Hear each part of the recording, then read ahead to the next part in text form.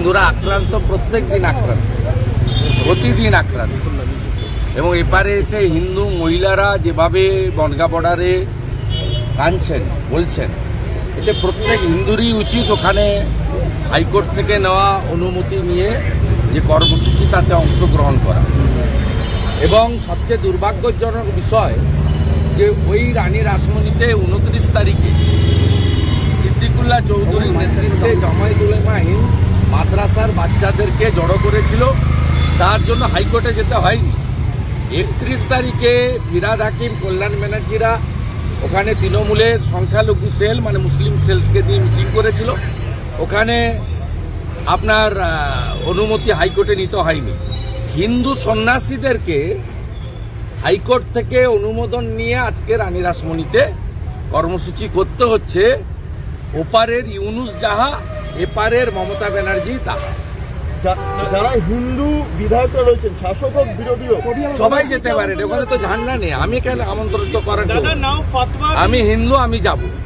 এবং আমি আমার সমস্ত যারা আমার সঙ্গে যোগাযোগ আছে প্রত্যেককে রিকোয়েস্ট করেছি। আন্দোলন করছেন, কিন্তু দেখা যাচ্ছে যত দিন যাচ্ছে বাংলাদেশে 1.5 বছর লেগেছিল 71-এ পাকিস্তানকে সরাতে।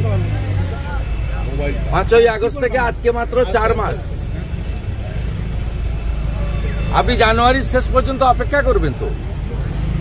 পাকিস্তানকে 71 সালে তাড়াতে 1.5 বছর লেগেছিল, এখানেও একই সময় লাগবে।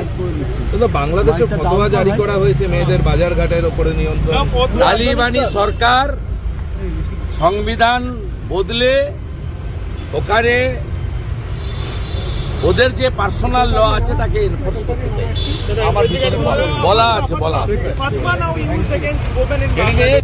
trying to implementing their own agenda. The world community, especially the Hindus and the conscious country, they should react. Today you are going to... In 1971, this type of incident happened. In 2024, this same thing happening in Bangladesh. Properly, the world community will react.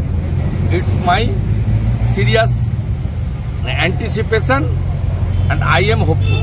Today also Samavesh